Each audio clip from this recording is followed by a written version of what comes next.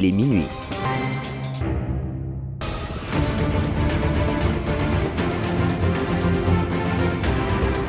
Tout de suite, votre dernière édition du soir, Central Tonight. Central Tonight. Central Tonight. Yaïda Manga. Ravi de vous retrouver, chers auditeurs, pour cette dernière édition de la soirée Central Tonight sur la Centrale FM, dont voici les titres. Pape Massy Diop assure la partie technique. Le budget du ministère de l'Environnement, du Développement durable et de la Transition écologique est estimé à plus de 48 milliards de francs CFA pour l'année 2024. Le ministre tutelle est revenu sur les difficultés auxquelles le secteur est confronté. Détail en début d'édition, Bassirou Diomaye Faye est le profil parfait pour faire face au régime en place, selon certains militants de l'ex-PASTEF. Vous aurez les réactions dans ce journal. Et puis l'érosion côtière est un phénomène environnemental présent partout dans le monde. Sira Kamarandao abordera les solutions pour l'éradication de ce fléau dans son reportage. Telles sont les lignes phares de cette édition. Le développement, c'est dans une poignée de secondes. Bonsoir et bienvenue. Les députés de l'Assemblée nationale se sont réunis ce lundi 20 novembre 2023 pour le vote du budget du ministère de l'Environnement, du Développement durable et de la Transition écologique. Ainsi, les crédits alloués à ce ministère s'élèvent à 48 milliards 699 848 381 francs CFA pour l'année 2024. En ce qui concerne l'environnement, le ministère tutelle est revenu sur les problèmes liés à la déforestation et au feu de brousse. Nous l'écoutons au micro de Fatou Kiniboué. Adressé au premier programme, vraiment qui consiste à lutter contre tout ce qui est déforestation, dégradation des sols, etc. Et je rappelais aux honorables députés que le budget qu'ils viennent de voter, 63% de ce budget est affecté justement à ce programme. Donc les feux de brousse, malheureusement, c'est un phénomène ancien que nous combattons régulièrement avec des soucis de moyens humains, moyens matériels. Mais là-dessus, le président de la République a considérablement doté le ministère de l'Environnement et du Développement durable de moyens additionnels. Il s'agit de moyens roulants, de citernes, grosses citernes, de citernes moyennes, de petites citernes tractables, les moyens de déplacement, tout ce qui est matériel pour créer justement les pare-feux, etc. Ça, le ministère en a acquis et ce matériel est en train d'être déployé. Les feux de brousse sont de plus en plus pris en charge de façon précoce, mais également maîtrisés de façon beaucoup plus rapprochée que de ce qui se passait avant. Donc en perdant le moins d'hectares justement affectés. Mais c'est un phénomène qui est là, qui régulièrement d'ailleurs aussi fait l'objet de sabotage, puisque je m'adresse à la presse, ça me permet de sensibiliser de ce point de vue-là, parce qu'il y a beaucoup d'activités de sabotage, donc de personnes, de transhumants, qui souvent justement procèdent à ces actes de sabotage. Malheureusement, les populations refusent souvent de dénoncer, et on a du mal à, en tout cas, être beaucoup plus efficace qu'on aurait pu l'être. Donc sensibiliser les populations que ces feux de brousse affectent les populations, affectent notamment les pasteurs, affectent le cheptel, parce que c'est le tapis herbacé qui disparaît. Et je vous le disais tantôt au sommaire, Bassirou Diomaye Faye est le profil idéal pour faire face au régime en place, si l'on en croit aux militants et sympathisants du parti de l'ex-PASTEF. Le secrétaire général et bras droit de Ousmane Sonko a été désigné ce dimanche 19 novembre comme candidat à la présidentielle à la place du maire de Ziguinchor. L'heure est à la conquête des parrainages, selon ses militants. Reportage Mortiam. Au Sénégal, le parti PASTEF, les Patriotes, a annoncé dimanche soir, 19 novembre, son plan B pour l'élection présidentielle de février 2024. Après l'échec de son leader Ousmane Sonko, qui n'a pas réussi à être de nouveau inscrit sur les listes électorales, le parti de l'opposition a désigné Bassirou Diomaye Faye son candidat pour Mansboy, quel que soit le candidat PASTEF par favori. C'est pas une question de plan A, B, C ou Z. C'est une question de logique. On va vers une élection présidentielle où Pastef, quel que soit son candidat et son nom, Pastef par favori et va gagner dès le premier tour. Comment dans ces conditions on peut ne pas aller à cette élection parce qu'on n'a pas de candidat ou bien on a recalé notre candidature, notre candidat Ousmane Sonko et on va croiser les bras. Ça on ne le fera jamais, c'est suicidaire et ce serait même criminel de ne pas avoir un candidat. Mambaye pense que Bassirou Diomaye Faye est le bon choix. Je pense que Sonko a fait un bon choix parce que quoi qu'on puisse dire, sa candidature n'est pas encore survie parce qu'il a un problème judiciaire. Mais le fait qu'il choisit Bassirou, pour moi, c'est un atout. Peut-être que lui et Bassirou pourraient être des candidats, mais Bassirou aussi, il a le profil de diriger. Mais le fait qu'il soit son plan B, c'est la meilleure des décisions au cas où il ne sera pas candidat. En tout cas, il a bien fait de choisir Bassirou. Même si Pastef a été dissous, Bassirou Diomaye Faye a d'autres alternatives pour porter cette candidature, explique toujours Masboui. Si Bassirou est candidat, il ne sera pas porté par Pastef, mais plutôt un autre parti, car Pastef n'est pas reconnu. Dans ce cas-là, nous trouverons d'autres alternatives. Militants et sympathisants de l'ex-parti Pastef s'engagent à la collecte de parrainage après l'annonce de leur nouveau candidat à la présidentielle. Ils veulent faire de leur rejet une réalité en apportant ces échéances. Merci beaucoup Mortiam. Éducation à présent. Après l'obtention du baccalauréat, les élèves doivent faire un bon choix pour réussir les études supérieures. Cependant, bon nombre d'entre eux ont des problèmes à se spécialiser dans un domaine précis. Cela est du ressort d'un manque d'informations sur les différentes filières à choisir ou encore de la pression parentale. Reportage Nogaïkay. Au Sénégal, la plupart des élèves se contentent d'apprendre uniquement dans le but d'obtenir leur baccalauréat sans se soucier de leur avenir quant aux études supérieures. Nous apprenons juste pour apprendre parce que nous ne savons pas ce que nous devons faire après le baccalauréat. Et les études supérieures ne marchent pas dans notre quartier. On voyait les gens circuler dans les rues sans rien faire après avoir décroché leur premier diplôme universitaire, ce qui ne les servait à rien du tout. Cet élève en classe de seconde a du mal à se spécialiser pour plusieurs raisons. Quand je veux faire certaines activités comme militaire et autres, parfois j'ai la peur ou bien je manque d'informations pour y aller. Ouais, on peut dire manque d'informations et que les parents ne les avaient pas. Parce que les parents, ils veulent imposer leurs enfants ce qu'ils ne peuvent pas faire. Et ça, ce n'est pas possible parce qu'ils nous mettent tellement la pression. Après, on se concentre sur le baccalauréat jusqu'à oublier ce qu'on veut devenir. Cela nous impacte aussi, à nous les élèves. Contrairement à cet élève en classe de terminale qui maîtrise déjà son choix. Je voulais faire la formation en informatique et gestion parce que dans ce monde, tout est informatisé, tout est digitalisé. Les élèves d'aujourd'hui, ils ont trop de pression avec les parents et tout ça. C'est pour cela qu'avant qu'ils pensent à leurs avenirs, ils pensent toujours à avoir le bac. Et pour aller loin, il faut viser loin. C'est pour cela qu'il faut réfléchir à nos avenirs avant de penser au bac. Parce que le bac, c'est une chance. L'attitude négligente des élèves au Sénégal envers leur futur reste préoccupante et peut avoir des conséquences négatives sur leur développement personnel et professionnel. Cependant, il est essentiel de les encourager à réfléchir à leurs aspirations et à se préparer activement après le baccalauréat. L'érosion côtière est un phénomène environnemental présent partout dans le monde. En Afrique de l'Ouest, le constat est réel et dû à plusieurs facteurs d'ordre naturel et anthropique. Des solutions également sont préconisées afin d'éradiquer ce fléau qui commence à prendre une tournure exceptionnelle. Sira Kamarandao. L'érosion côtière ou érosion du littoral est un phénomène très récurrent qui prend de plus en plus des proportions. Plusieurs facteurs d'ordre naturel anthropique sont à l'origine de l'érosion côtière, selon Ali Mbaïdian, président de l'association World Action. Ce phénomène est un problème récurrent maintenant en Afrique de l'Ouest, avec l'ensemble des conséquences sociales comme économiques qu'il entraîne. Maintenant, pour en parler, je pense que d'abord il faut comprendre qu'il y a plusieurs facteurs pour induire l'érosion. Sur ces facteurs, il faut d'abord énumérer les causes naturelles, ensuite les causes anthropiques. Pour comprendre par les causes naturelles, il faut citer comme les vagues, les marées, les vents courants côtiers, tempêtes. Il y a tellement de facteurs naturels qui peuvent vraiment déclencher l'érosion côtière. Peut-être c'est accentué avec les causes anthropiques.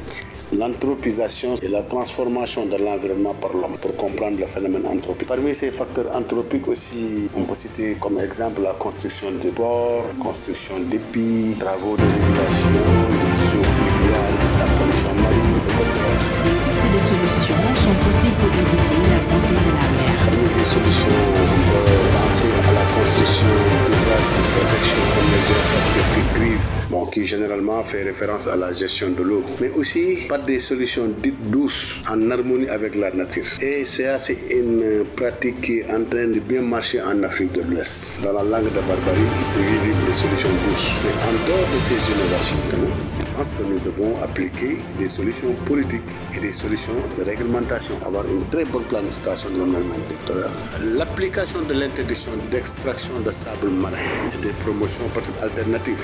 Nous, les environnements, nous insistons à l'application vraiment stricte de l'interdiction d'extraction de sable marin. Les changements climatiques sont des facteurs parmi tant d'autres qui favorisent l'érosion côtière au Sénégal. Dans certaines zones, le constat est visible. La restauration des mangroves, des fils à eau et des îlots sableux sont des solutions. Merci beaucoup, Sira Camara Ndao. Mesdames et messieurs, nous sommes au terme de Central Tonight. Chers auditeurs, éliminez les distractions sans relâche. N'attendez pas pour faire les choses qui importent et savourez le temps que vous avez. C'est ce qu'il faut faire quand la vie est courte. Sur ce, on se donne rendez-vous dans un instant pour la version Wolof de ce journal.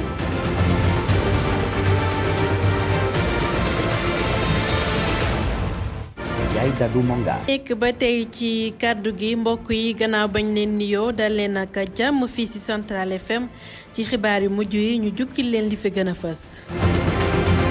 Pape Massé Diop moo faree ci xarale gi budget bu bànkaas bi ñu dénk alam gi wote nañ ko jëwriñ bi ñu dénk wàll wi àdduna ci jafe-jafe yu alam gi di dund jamono ji nañ si dikk ci biir xibaar yi Bassirou Diomaye Faye moom nag la waa Pastef tànn ngir rek mu nekk seeni candidat ay farandoom Ousmane Sonko jàpp nañ ni mooy bu baax bi ci biir xibaar yi nañu àddu wax ci érosion côtière nga xam ni nag am na fépp ci àdduna bi dinañ si ànd ak Sira Camara Ndaw ci ay saafara mbokk yi li mooy ponk yi faram-fàcc bi léegi lay doon.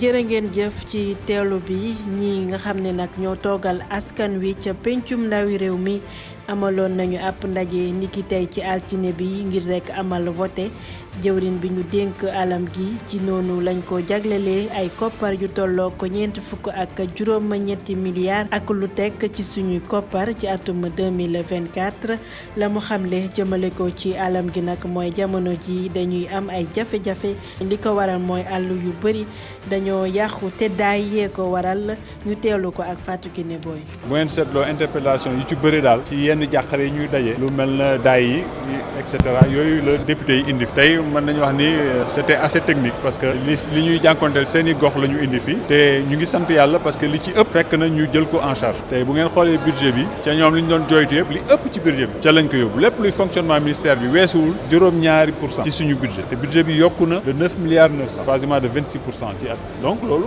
day wone justement que ñun li ñu yitteel mooy li may wooyee ci tubaab cœur de métier te ñoom loolu moo leen soxal maanaam daay yooyu nan lañ koy dakkale waaye lépp li nga xam ne tey mu ngi yàq forêt yi moo tax séance bi en tout cas bi yoon guddul comme bi mu fi mujj jaar kon parce que en commission technique itam def nañ liggéey bu mucc ayib maanaam questions yi yëpp génnoon na ñu tontu leen ba pare tontu leen ci wàllu këyit souvent nag fii di nga dégg loo xam ne tontu nga ci ba pare waaye day ñëwaat xëy na député bi absenté woon commission technique mooy ñëwaat ak même question bi kon di sant bu baax député yi voté voté budget bi de façon très majoritaire pour permettre justement que politique boobu ñu fi teg muy politique boo xam ne day aar lépp li nga xam ne tey mooy climat ci réew mi. dañuy àddu ci géwal politique bi Bassirou Diomaye Faye am na ab melokaan ngir rek mën a dékku nguur gi fi nekk bu ñu sukkandikoo ci ñu fare ak Ousmane Sonko ci parti Pastef ba woon moom mi doon ku jege loolu Ousmane Sonko moom lañu tàbb di bër gi ngir rek mu fas yéene daggan baatu askan wi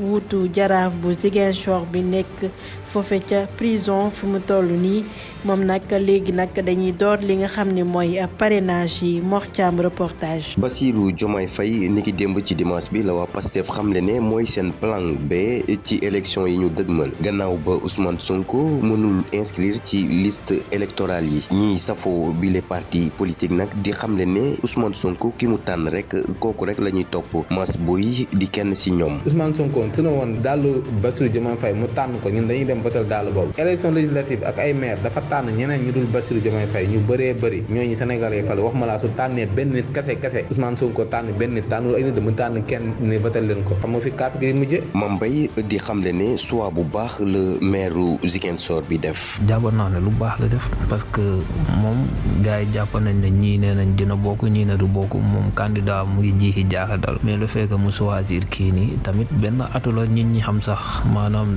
ñu xaw a mën a demee peut-être moom Bassirou mën na présenté wu ko moom mën na présenté wu li mu ko def plan B tamit man sama gis-gis jàpp naa ne moo gën quoi moo gën pour en cas bu bokkul bu ko defee ñoom tamit ñu mën a am candidat bu présenté wu léegi moom bu gagné peut-être ñoom ñoo xam ni ñuy def ba moom mu mën a accéder au pouvoir. comme que parti Pastef boobule daañu ko seeyal bu yàggul lool ñoom waa Pastef nag daañu ut ab doxalin ba bokk ci yooyu la élection. Bassirou Diomaye Faye coalition bi ko yóbbu turu Pastef du fi nekk mais yeneen parti yoo xam ne légalement constitué te kenn décidu leen te dañ ne légal ñu porté candidature su demee dafay jàll mais su ko Pastef porté du jàll ndax Pastef ko reconnaître ñëw ne man candidat indépendant la dañ koy rejeté parce que biñ décidé Pastef amagul 1 an donc képp te mës a nekk Pastef pour nga nekk candidat indépendant il faut que biñ décidé Pastef ba léegi mu am 1 an nga milité benn yoon si Pastef pendant 1 an bala beneen parti boobaa di nga mën nekk candidat indépendant. ginnaaw tànneefu Bassirou Diomaye Faye ci yile élection ñi safoo ak ñi bokk ci parti bile noppi nañu ngir matal seeni ay parrainage ñoom nag pare nañu ngir gën a dëggal seen bopp ci langum politique bu Sénégal. jërëjëf Mor Thiam ñu àddu ci njàng mekk njàngale bi ndongo yu bëri nag gannaaw seen lijaasa baccalauréat dañuy am jafe-jafe tànn li ñu war a jàng ci jàng bu kawe gi ba tax na nag ñenn ci ñoom am ay jafe-jafe xam lu ñuy doon ëllëg li ko waral nag mooy ñàkk xam yenn bànqaas yu nekk ci daara yu kawe yi ak yenn saay sax ay ndogal yi nga xam ne nag day jóge ci njaboot gi moom nag moo leen di teg pression nogay kay reportage. fii ci Sénégal donga yu bari dañuy jàng rek ngir am seen lijaase bi di baccalauréat waaye duñu xalaat sax seen ëllëg ñeel njàng mu kawe mi. nekkee ñun suñu genre moom dañ doon dem jàng nii ngay jàng xamoo après bac bi xamoo looy def ngay dem jàng nii si aveuglement rek say dëgg bi rek doo paree bac doo xam looy def université yi mooy loolu doxul koñ ba ñu bëri dañoo jàng ba sonn lii ngay leen rombe ñu toog amul leen benn njëriñ. élève bi nekk ci classe seconde dafay am jafe-jafe ngir mën a tànn lu mu war a def gannaaw bu amee baccalauréat la ko waral nag bari na. ça dépend parce que parfois nag damay bëgg a def benn métier mais métier bi dama koy xaw a ragal quoi. bëgg naa dem armée en même temps bëgg naa def yeneen ay droit affaire yi mais loolu noonu foog nga wax ak loolu ak say parents pour ñu mën la ci jàpp ragal bi non mën naa ne ci côté kii bi manque d'information parfois ñun dañuy bëgg a def loo xam ne duñ ci am ay information boo demee ba def ko ci nag nga ne non bu ma xamoon du ma ko def parfois parents dañuy jox pression ba parfois dañuy concentré wu ci bac bi de trop ba duñu xalaat duñu mën a def ci avenir bi te loolu noonu baaxul te du suñu arrangement tam ñun dañoo bëgg a jël suñu propre responsabilité pour mën a satisfaire suñu besoin au futur. wuute lool ak élève bi di def classe terminale moom xam na bu baax a baax li mu bëgg a def su amee bagam. waaw loolu moom xalaat nañ ci bu baax instant bi moom xalaat naa def incha allah informatique quoi informatique et gestion parce que instant bi dañoo toll jamono boo xamante ne dëkk bi dafa informatisé quoi lépp loo xamante digital lañ koy defee affaire yooyu noonu léegi moo tax ma xalaat ci te moom laa bëgg a def dafa am ñoo xamante ne dañoo xalaat trop bac mais ñu xalaat après lan mooy xew quoi mais xam nga boo nekkee ni koo xamante ne da ngay concentré wu sa bopp lu bëri mën nga ko xalaat xam nga am na ñoo xamante ne dañuy def bac bu ñu defee ba pare dañuy toog te loolu mooy pertement bu rëy lu gën a rafet mooy nga def sa bac dem wuti liggéey wala nga dem wuti formation bu baax boo def après nga mën a dimbal sa bopp quoi. doyadal bu élève Sénégal di doyadal seen ëllëg gannaaw bu ñu amee baccalauréat nekk na lu mën a jur ay jeexintal ci seen xarañteef waaye it ci seen liggéey ba tax na ñu war leen a jàppale ngir ñu mën mën a xam bu baax a baax ci lan la ñu war a sóobu gannaaw bu ñu amee seen lijaase bi di baccalauréat. daanu àddu bi la yoon ci mbirum alam gi érosion côtière doon lu ñuy nemmeeku fépp ci àdduna bi fii ci denduk Afrique sowu jant bi dañ ko fiy nemmeeku te li ko waral nag bari na waaye teg nañu ay jéego ngir mën ko saafara jafe-jafe jooju nga xam ni nag mi ngi gën di law. Sira Camara Ndaw def na ci ab reportage ñu teewlu ko. géej gi nu muy fekk jiwe dëkkuwaay yi ñu koy wax ci nasaraan érosion côtière wala sax érosion du littoral doon na loo xamante ne nemmeeku nañ ko ci àdduna bi wërngal këpp facteur yu bari bokk na ci luy indi lii di érosion côtière bu ñu sukkandikoo ci Ali Mbaye Dieng di juutu association bii di World Action. phénomène boo xam ne la actuellement phénomène boo xam ne naturel la ak phénomène boo xam ne li ñuy wax anthropique nga xam ne si nit lay jógee actuellement ni si àdduna bi yëpp la law moom foo toll si àdduna bi léegi mu ko région côtière lëmbee na rawatina nag fii si Afrique de l'Ouest bi nga xam ne nii léegi mën nañ ne ji ji mu def si suñu vie sociale ak sa suñu koom-koom ñëpp teg nañ si seen bët facteurs yu bëri mën na ko indi érosion facteurs naturels yi nag mën nañ si citer rek comme vagues yi marée yi voilà ngelaw lii ak courant côtier yi ngelaw yi am doole yooyu que formation pente en tant que environnementaliste mooy élévation de la mer mën nañ ne phénomène de changement climatique yu jóge donc loolu yaakaar naa ne élévation boobu tey si àddina bi yëpp da nga koy gis ngeen luy xew léegi si àddina si ñoo xam ne élévation moo koy causé. ay saafara nag teg nañ ko ngir moytandiku li ni mel. yaakaar naa ne ñun pexe bi gën a jiitu njëkk mooy renforcer suñu résilience c'est-à-dire résilience bu tere ñu nan nga war a mën def ba mën a dund ak moom renforcer ko nag population bi nga xam ne ñoom ñooy les communautés nekk si localité yi nga xam ne mën nañ développer des mécanismes yoo xam ne tey ay pexe bu mën a résilier wu ak am benn résilience bu forte face à cette érosion. am na dañuy wax aussi des solutions douces yi nga xam ne dafay ànd ak nature bi day ànd ak ñun suñu lu ñu dund suñu nature. tamit léegi nag dafa am loo xam ne nii dañuy wax ay solutions yoo xam ne c'est des solutions politiques ak réglementation c'est-à-dire gis nga règlement yi ñuy tëddal ne lii dañ koy aaye ñëpp bokk ko pour aar ñëpp dañ ko war di ko appliquer. lu mel ni ay tubb suufu marin bi loolu dañ ko war a interdire.